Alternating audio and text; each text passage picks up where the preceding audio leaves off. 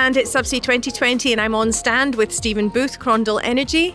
I understand that we're under a bit of pressure this morning. I know you're about to go on and speak, so just quickly, do you want to tell me a little bit about the new study you're working on?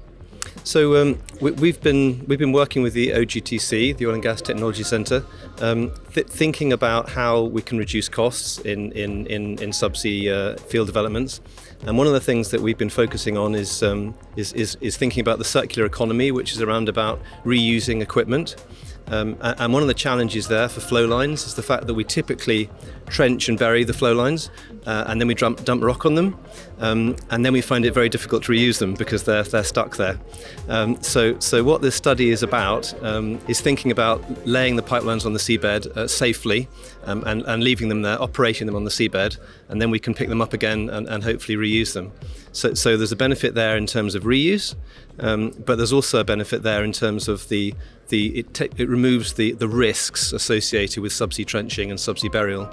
And on subsea projects, a lot of the geotechnical risks are reasons why projects go over budget. So there's a couple of reasons why it would be beneficial if we could lay the pipelines on the seabed.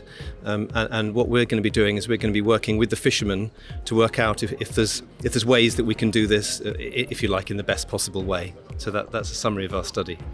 That's fantastic. I mean, the relationship with the fishermen has historically been a challenging one for the industry, and anything that can bridge that gap has got to be a welcome relief. It sounds like there's a lot of great opportunities for that type of technology. Just thinking round it a little bit, there's obviously a slight environmental angle to that, and if we can reduce the risk of, I guess, spills and leakage in terms of the reuse, is that part of the project?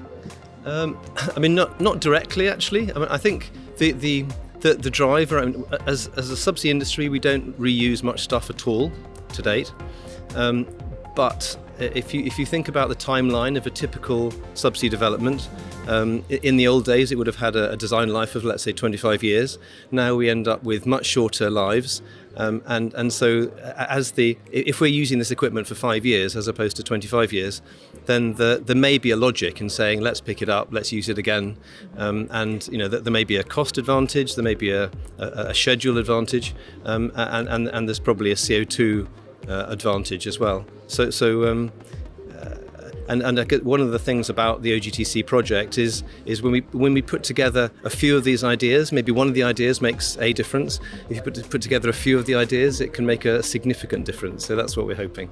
That sounds like a fantastic opportunity. We're seeing a lot of this sort of rethinking old plans with new ideas, and it seems to be working really well for the industry, and it sounds like you've made another great contribution. I look really forward to hearing your talk in a few moments. Well, I think we haven't made a difference yet. The study's just kicking off, but we are looking forward to doing it. And as well as being supported by the OGTC, we're being supported by BP, Chrysaor, Shell, and Total. So we've got a good amount of the oil and gas industry behind us.